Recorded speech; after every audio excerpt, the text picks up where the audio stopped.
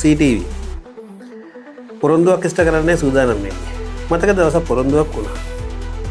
බලමුද?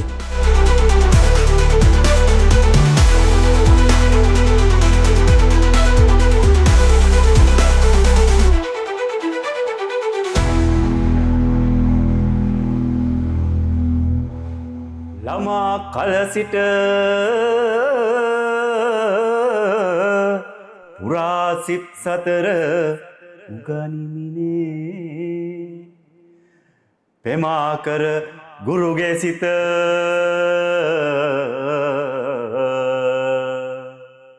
පරදවා අන් සිසුනේ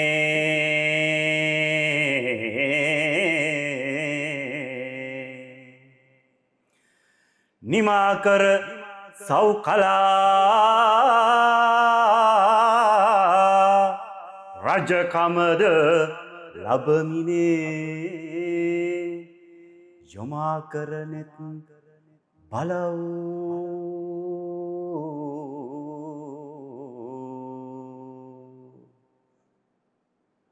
මනමෙ කුමරු පැමිණේ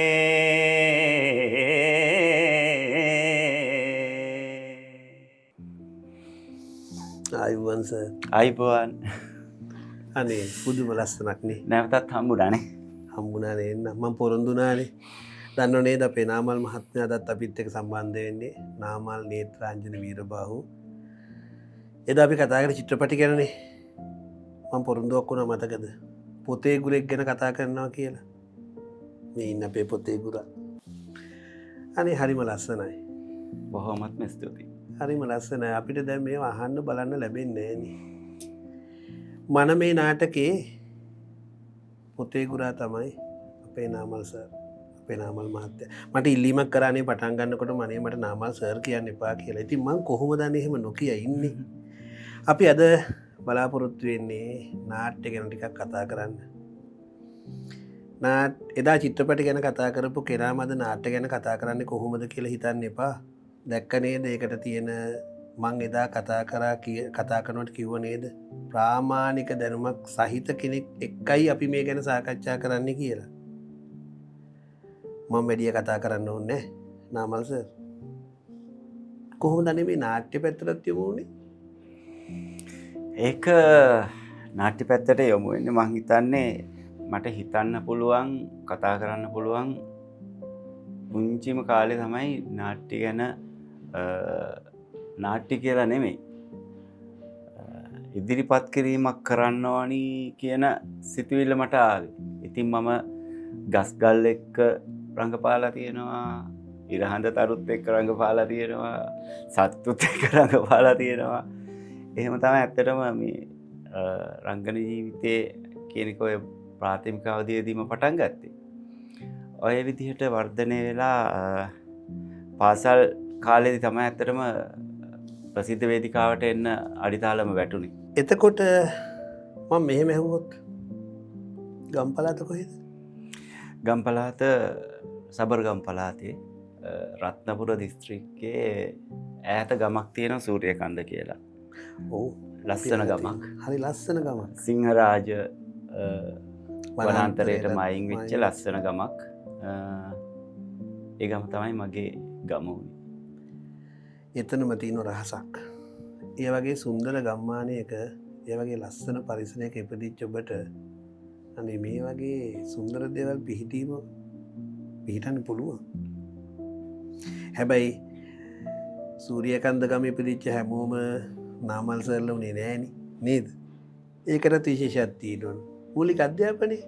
මූලික අධ්‍යාපනයේ මගේ ගමේ ඉස්කෝලේ බුලුතට කියන මම පාසල් තුනක ගිහිල්ලා තියෙනවා. පළවෙනි ඔය බුලුතට කියන ප්‍රාථමික විද්‍යාලේ, ඊට පස්සේ කොළොන්න මහාවිද්‍යාලය, දැන් එක ජාතික පාසලක්. ඊට පස්සේ මගේ නාට්‍ය ගමනේ මගේ ජීවිතය හැරවුම් ලක්ෂ්‍ය වුණේ මගේ ද්විතීක අධ්‍යාපනය ලැබපු හොරණ ශ්‍රීපාලි විද්‍යාලයෙන්. එතනින් ආරම්භ කරපු ගමන තමයි අද මේ වෙනකන් ඇත්තටම ඇවිල්ලා තියෙන්නේ. එතකොට මනමේ නාටකේ අපි දන්නවා සරච්චන්ද්‍රයන්ගේ මනමේ බොහොම ඇත්තටම අද්විතීය නිර්මාණයක් නේ. එතකොට පේරාදෙණිය විශ්වවිද්‍යාලයේත් එක්ක බැඳිච්ච මහ ලස්සන කතාවක් නේ තියෙන්නේ. මම අහලා තියෙනවා සරච්චන්ද්‍රයන්ගේ පෞද්ගලික ජීවිතයේත් එක්කත් පොඩි සම්බන්ධකම් ලස්සනට සෞන්දර්යාත්මකව මේ නාට්‍යකයට ඇඳගත්තා කියලා. අපි මෙහෙම කතා කරමුකෝ. හරි. කොහොමද මනමේ නාටකේ පොතේ ගුරා වුනේ? ඒක සිද්ධ වෙන්නේ මෙහෙමයි. මට මතක විදිහට 96 අවුරුද්දේ මගේ උසස් පෙළ අවසාන වෙලා කොළඹ එනවා මම කේමදාස මාස්ටර්ගේ කේමදාස ෆවුන්ඩේෂන් එකේ ඉගෙන ගන්න. එතෙන්ට ඇවිල්ලා ටික දවසකදී එතන හම්බෙන යාළුවෙක්ගේ මාර්ගයෙන් සරච්චන්ද්‍ර නාට්‍ය කණ්ඩායම වලට සම්බන්ධ වෙන්න අවස්ථාව හම්බුණා.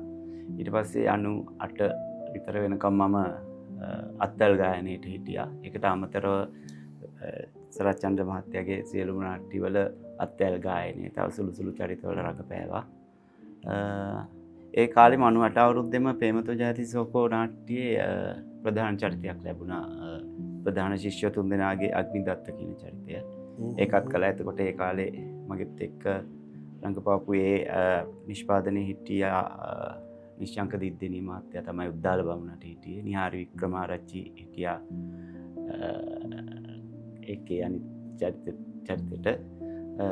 ඒ වගේ ප්‍රවීණ යෝ ගොඩක් අතරේ තමයි ඇත්තටම මේ මගේ නාට්‍ය ජීවිතය ගලා එන්නේ. ඒ අතර ප්‍රසිද්ධ නම් දෙක තුනක් කියුණා මතකයිනේ. නිශ්ශංක දිද්දෙනිය බොහොම දක්ෂ නාට්‍යකරුවෙක්. මම හිතන්නේ ඔහු දැන් නාට්‍ය කලාවේ නැහැ මම. වයසත් එක්ක වෙන්න පුළුවන්. හරි. අපි මනමේ නාටකයෙන් ටිකක් එළියට ගිහින් නාට්‍යකරණය කතා කරමුකෝ. තව මම ආස තැනක් තියෙනවා මේ වේදිකා නාට්‍යයත් ඇත්තටම දැන් ටිකක් තුරන් වෙලා යන කාලයකනේ අපි ජීවත් වෙන්නේ. ওই වේදිකා නාට්‍යවල මට මතකයි අපි බොහොම ආදරය කරපු චරිතයක් තිබුණා ජැක්සන් ඇන්තනි. මම ඔබට ලස්සන හිනාවකුත් ගියා ජැක්සන් ඇන්තනි. ඕ ජැක්සන් අයියත් ওই නාට්‍යවල රඟපාන කාලේ මගේ හරි ලස්සන තැනක් මට මතකයි. ඔබතුමාට මතකද දන්නේ මෙතනින් මාරු වෙන නාටකයේ ඩබ්ලෝගේ චරිතය රඟපෑවා. ඔය කාලෙත් එක්ක නේද ඔබතුමත් මේ නාට්‍යයත් එක්ක සම්බන්ධ වෙන්නේ? ඇත්තටම ජැක්සන් ඇන්තනි මහත්මයා අපට ආසනාව ලැබිලා තියෙනවා. මේ මහත්මයා රංගපාපු නාට්‍යක රඟපාන්නේත් අපේ සරච්චන්ද්‍ර නාට්‍ය කණ්ඩායමේ. ඔය 98 අවුරුද්දේ තිබ්බ සරච්චන්ද්‍ර නාට්‍ය උළෙල. ඒ දවස්වල හැම වසරකම අගෝස්තු මාසයේ තියෙනවා සරච්චන්ද්‍ර නාට්‍ය උළෙල කියලා එකක්. ඒතකොට දවස් 10ක් ලංකාවේ ප්‍රධාන නාට්‍ය රංගශාලාවක පැවැත්වෙනවා. එක්කෝ එල්පිනිස්ටන්, එක්කෝ ලයනල් වෙන්ට්. මං ඔය කියන සරච්චන්ද්‍ර නාට්‍ය වල තිබ්බේ එල්පිනිස්ටන් එකේ. ඒකේ එක නාට්‍යයක් තිබ්බා ලෝමහංස කියලා. ලෝමහංසයේ පදුම් කුමාරයාගේ චරිතය රංගපෑවේ ජැක්සන් ඇන්තනි මහත්මයා. මම ඒකේ අත්තල් ගායනයට ඉඳලා තියෙනවා. ඉතින් සුන්දර මතකයන් ඇත්තටම තියෙනවා ඒ කාලේ. ඒ වගේ බපාතරින් වෙන් වුණාට ජැක්සන් ඇන්තනි මහත්තයාගෙන් තවත් කලාකරු අපිට අමතක කරන්න බැරි චරිත. මේ ASCII ඔය අපි කතා කරනකොට වේදිකා නාට්‍ය ගැන මට මතක් වෙනවා අපේ මේ ලූෂන් බුලත්සිංහල මහත්තයා නිර්මාණය කරපු ආරාවෝයි ගිලෙති නාට්‍ය. ඒකෙත් හරි ලස්සන ගීතයක් තිබුණා. අර සිංගප්පූරුවට ගිහිල්ලා සහෝදරයා හොයන්න ගිහලා යන ගීතයනේ. අනේ චුට්ටක් ගායනා කරලා පෙන්නන්න බැරිද අපිට ලස්සන ගීතයක්, නාට්‍ය ගීතයක්? අපි ගායනා කරමු. මම හිතන්නේ ඔබතුමා කිව්වේ සෝභාවදී ගැන. සෝභාවදී ගීතය. ඒකේ පොඩි කැලලක් අපි කියමු. කොච්චර හොඳයිද? මම පෞද්ගලික නම් පුදුම ආසයි. සෝභාවදේ මෙපුර සිරි විසිතුරු බලනු මිතුරු මග පිය කරුළු සුසුදු වලා කැරලි පලසකිමේ මගදිග ඇතිරු අහස සූරන මැදුරු පාර දෙපැත්තේ තුදුරු කඩපිල් මැද දෙව්ලොව නැති සැප විකුණන්නේ නුවරු රිසි රිසි දේගෙන මසුරන් තඹයට දෙන්නේ නිබඳ සිත නැලවෙන්නේ සෝභාවදේ. මට පුළුවන් නම් අත්පොල සංහඩක් දෙන්න. මම තනිය මේ මැදිරිය තුළ තනියෙන් අප්පුඩි ගැහුවට ඒක ඒත් මං අප්පුඩියක් ගහන්න. හරිම සතුටුයි. හරිම ලස්සනයි. මට ඕකේ ඔය පළවෙනි වෙලා නාට්‍ය රඟපාන වෙලාවේ මට මතකයි ඔක හිටියේ යූ.ආර්. විමල් මහත්තයා. යූ.ආර්. විමල්. ජිවාරි විමල් සහ ගාමිණී සමරකෝන්. ගාමිණී සමරකෝන් මහත් ඒකක් මේ මෑතකදී ඒ දෙන්න රඟපාන අර පොඩි ජවනිකාවක් මට හම්බෙන් බලන්න ලැබුණ YouTube එකේ. ඇත්තටම මේ හරිම සතුටුයි. දැන් ඒ කාණ්ඩේ අපි ඒගොල්ලන්ට ඉතින් මතක් කරමු. ඒගොල්ලෝ අපිට මොනව කරන්නද? ආදරෙන් ගෞරවයෙන් මතක් කරන්න ඕනි. මට මේ ගාමිණී සමරකෝන් මහත්තයා ගැන කතා කරද්දි කියන්න තියෙන්නේ මේ ගාමිණී සමරකෝන් මහත්තයා කාලයක් මනමේ කුමාරයා වෙලා හිටියා. මම එයා ඉන්න කාලෙත් පොතේ ගුරු කරලා තියෙනවා ඇත්තටම. ගාමිණී සමරකෝන් මහත්තයත් එක්කත් එකට එක රඟපාන්න අවස්ථාව ලැබිලා තියෙනවා. හරි අනේ නාමල් මහත්මයා නාමල් සර් ආයි මං ඒ වැරද්ද කරා. නාමල් සර් කියන්න එපා කිව්වනේ මට. හරි. නාට්‍ය කලාව ගැන දැන් ඔබට මොකද හිතෙන්නේ? දැන් මම දන්නවා ඔබ වැඩිය පොතේ ගුරාට යන්න වෙන්නෙත් නෑ මේ මම හිතන්නේ මේ කර්කශ සමාජයත් එක්ක නිවාඩුවක් නැතිවීමත් හේතුවක් තමයි ඒකට. ඔබේ රැකියා ස්වභාවයත් එක්ක. මට කියන්න දැන් වේදිකා නාට්‍ය පිළිබඳ ඔබට ඇති වෙන හැඟීම මේ මොහොතේ.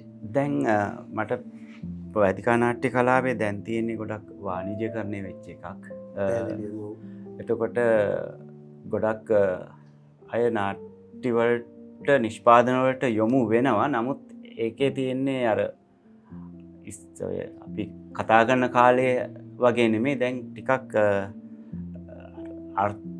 අර්ථය පැත්තෙන් හිතනවට වඩා ටිකක් ජනප්‍රිය පැත්තට යොමු වෙලා තමයි තියෙන්නේ. මිනිස්සුන්ට හුදු විනෝදාස්වාදය ලබා දෙන්න, මිනිස්සු හිනස්සන්න කියන කාරණය මුල් කරගත්ත මිසක් නම් අර විශේෂ පණිවිඩයක් දෙන නාට්‍ය තියෙනවා හරි අඩුයි කියලා තමයි මට හිතෙන්නේ.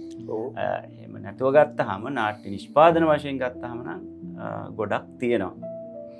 දිනපතා නාට්‍ය ගොඩක් රංගශාලාවල නාට්‍ය ප්‍රදර්ශනය වෙනවා. නාට්‍යවල අර හුදෙක්ම නාට්‍ය නිෂ්පාදනය වෙන්නේ දැන් ඇවිල්ලා අර දෙයරුත් වචන එහෙම භාවිතා කරමින් පොඩ්ඩක් විනෝදය වගේ එක ටිකක් ඒකට සිල්ලර විනෝදයක් හැබැයි සිල්ලර විනෝදයක්. ඔව් ඉතින් නාට්‍ය කලාවත් අපි චිත්‍රපට කලාව වගේ නගා සිටවන්න මොන හරි කරගත්තා නම් හොඳයි නේද? අනාගතයේදී මේ වේදිකා නාට්‍ය කියන්නේ නොනැසී පවත්වා ගන්න ඕන දෙයක් හැටියටයි මම පෞද්ගලිකව දකින්නේ. ඔබතුමාගේ අදහසත් මං හිතන්නේ අනිවාර්යයෙන් මම ඔබතුමත් එක්ක එකගයි.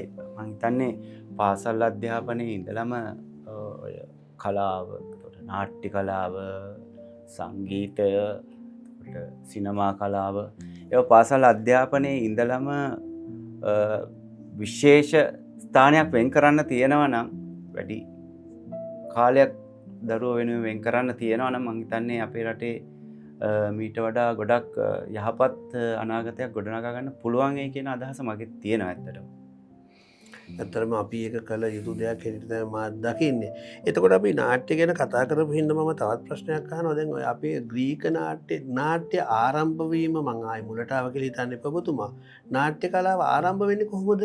ඇත්තටම නාට්‍ය කලාව ආරම්භ වෙන්නේ මේක පෙරදිගය අපරදිගය විදිහටනේ යන්නේ. ඉතින් බටහිර නාට්‍ය ආරම්භ වෙන්නේ ග්‍රීක නාට්‍ය වලින්. පෙරදිග නාට්‍ය ආරම්භ වෙන්නේ භාරතයේ මහා භාරතය මූලික කරගෙන සංස්කෘතික නාට්‍ය වලින්. සංස්කෘත නාට්‍ය වලින්. ඒතර ওই දෙකෙන් පළමුව අපිට සැලකෙන්නේ ග්‍රීක නාට්‍ය සම්ප්‍රදාය. ග්‍රීක නාට්‍ය සම්ප්‍රදාය. ඔබ අහලා තියෙනවා අර මිඩියුෂ කතන්දරේ. ඔව් වසන්ත උත්සවයක් වගේ එකකදී දෙවියන් සතුටු කිරීම උදෙසා පවත්වන උත්සවයකදී දියෝනිසස් කියන කෙනා මේ මමයි දියෝනිසස් කියලා මෙහෙම අත උස්සලා මේව කරා. එයා තමයි පළවෙනි නාට්‍ය කියලා. ඔව්. මොකක්ද එයාගේ නම මේ තෙස්පියන්. මටත් පොඩ්ඩක් දැනගෙන හිටියේ හොඳට ගියා. තෙස්පියන් ඇවිල්ලා මමයි දියෝනිසියස් කියලා ගලක් උඩ නැගලා කරපු රංගනය තමයි පළවෙනි රංගනය කියලා සැලකෙන්නේ. මම හිතන්නේ ওই නිසා වෙන්නේ නැති ඉස්සර තෙස්පියානු කියලා නාට්‍යකරුවන්ට හැඳින්වීමක් කළේ.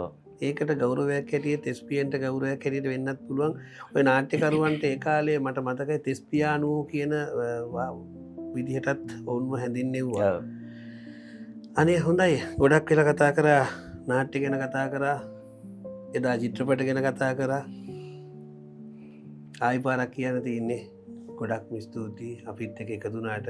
අනේ මේ දැනුව බෙදාගන්න අපිත් එක්ක හැමදාම ඉන්න කියලා මං ආරාධනා කරනවා. අර අපේ නාමල් මහත්තයා කිව්ව විදිහට අපිට පුළුවන් නම් අපේ දරුවන්ට වැඩි වෙලාවක් මේ නාට්‍ය සංගීතය වගේ විෂයන් වල නිරත වෙන්න හදලා දෙන්න. සමහර විට ඒක මනසටත් හොඳ අධ්‍යාපනය තව තවත් වැඩි දියුණු කරගන්න එක ඉවහල් වෙන්නත් ඉඩ තියෙනවා මං හිතන්නේ. මං හරි අනිවාර්යයෙන්ම තියෙනවා. මං හිතන්නේ අපේ අධ්‍යාපන ක්‍රමේ ඒ විදිහේ ප්‍රතිසංස්කරණයක් වුණොත් අපිට සංස්කෘතික මිනිසෙක් බිහි කරන්න පුළුවන්. දැන් සංස්කෘතික මිනිසා තමයි අනාගතයට ඕනේ. සංස්කෘතික මිනිසෙක් බිහි කරන්න පුළුවන්. සංස්කෘතික මිනිහෙක් තමයි අනාගතයට ඕනේ. අනාගතය හදන්න සංස්කෘතිය තියෙන්න ඕන නේද? සංස්කෘතියක් නැති අනාගතයක් අපිට ගොඩනගන්න බෑ. බොහොම ස්තුතියි අපිව මේ විදිහට දැනුවත් කරාට, නැවතත් අපේ මෙදිරියට පැමිණියාට. හැබැයි ඔබතුමාට අදත් මම සමුදෙන්නේ තාවකාලිකව. මට නම් මේ කතා නවත්තන්න බෑ, නවත්තන්න ඉවර කරන්න බෑ. නමුත් අපිට තියෙන කාලෙත් එක්ක අපිට දිගටම යන්න බැරි හින්දා අදටත් සමුදෙන්නම්. හැබැයි මතු බලාපොරොත්තුවක් ඇතුව අනේ ආයි දවසක් අපේ ළඟට එන්න, අපිව දැනුවත් කරන්න. ඒ ඉල්ලීමත් එක්ක අද මම සමුදෙනවා අපේ නාමල් මහත්තයාට. ආයි හමුවෙමු. ඔබට එහෙනම් දීර්ඝායුෂ ප්‍රාර්ථනා කරනවා. ආයි බොහොම ස්තුතියි අපි ළඟට ආවට. ඔබටත් බොහොමත් ස්තුතියි.